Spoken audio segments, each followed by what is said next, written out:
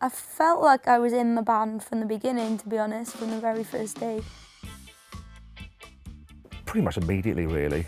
Because I joined with Jenny and Anna and Matt. They've always been a very inclusive, very welcoming bunch. So there was a group of 4 of us who joined together and we just got welcomed straight in, like, oh, new blood. To be honest, the friends I've made in Wonderbrass will be friends for the rest of my life.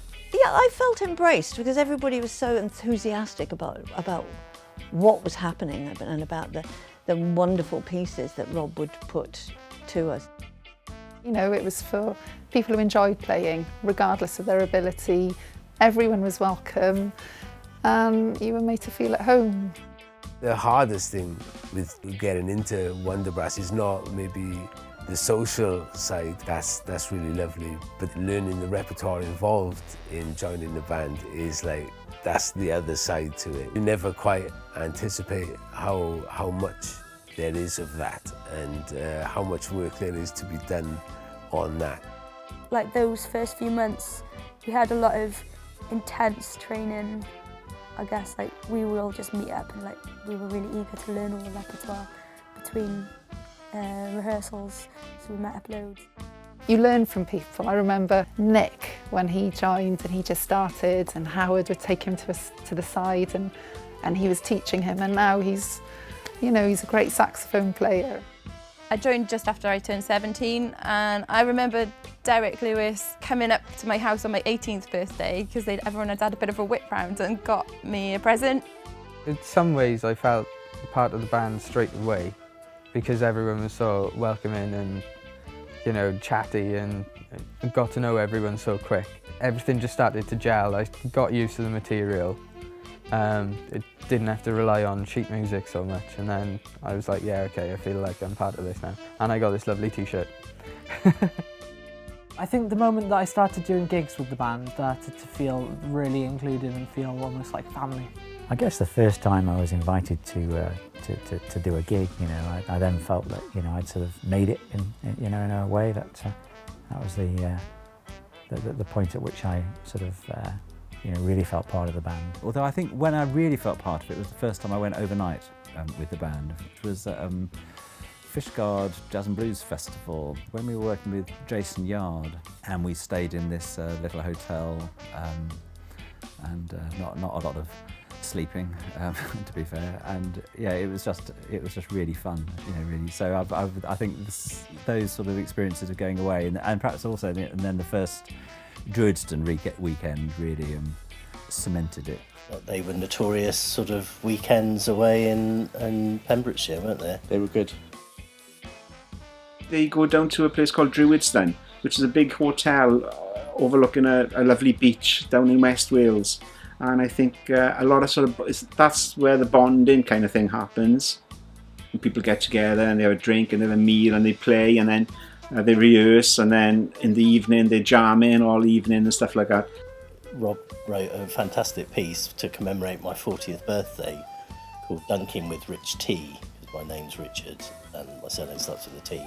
But so there's a nice pun on that, but it came from dunking in the sea at Druidston. Well, I never knew that. And if you listen to the sax part, is like the sea, like the waves, Rob told me. So there you go.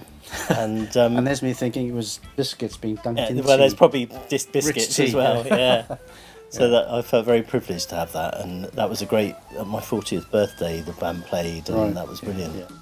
I didn't really know what to make of everyone at the beginning when I first came in. It was kind of like, you know, who are all these strange people? They're a weird and wonderful bunch, and I include myself in that.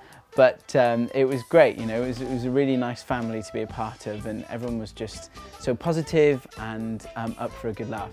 There's nothing like sort of, you know, freezing your proverbials off on a street gig to make you very friendly with everybody that's around you. It's the warmth and the energy and the dynamic and the personalities and the fact there's a really broad spectrum of people. And they're just a lovely bunch of people from all sorts of professions. It's a unique band really, isn't it? Everyone brings something to the party, and it's, you know, you couldn't feel not part of it. It would be impossible. I instantly felt part of the band, even, you know, the first time I went with my saxophone when I couldn't play. It was just such a welcoming environment. I think there's a lot of people in Wonderbrass that I wouldn't know, and I wouldn't be where I am now if it wasn't for the band. I think it brings people together who'd never normally cross paths. People from everywhere all coming together with this one common interest to make music and to have a good time. I've never seen anything that works in the same way that Wonderbrass does to do that. And I think, like, although I've only been there 6 months, I feel more part of Wonderbrass than I have in the orchestra I've been playing in for 10 years. I'd like to say a big thank you to the wonderful band which is Wonderbrass. Once you start knowing names and recognising faces and things like that, that's when I really truly started to sort of bond with people and really feel like I was part of the Wonderbrass experience. And I still can't believe I get the opportunities that I do. I mean, it still seems absolutely crazy that somebody who's, you know, an average saxophone player can get to do all these amazing things. And my husband, basically I made him join the band as well, and he took up the trombone about 5 years ago. He just says, oh God, he says, I'm like a grade 4 or 5 trombone player at best, and I get to do all these things. He said, it's just madness. But we keep smiling and wear the silly hats, and it seems to work. What could I say? It's wonderful. They make me happy. They make me love life. And that energy, I wish they could bottle it. We could sell it and just make people happy all over the world, you know. We need happiness. And we love you. Fantastic.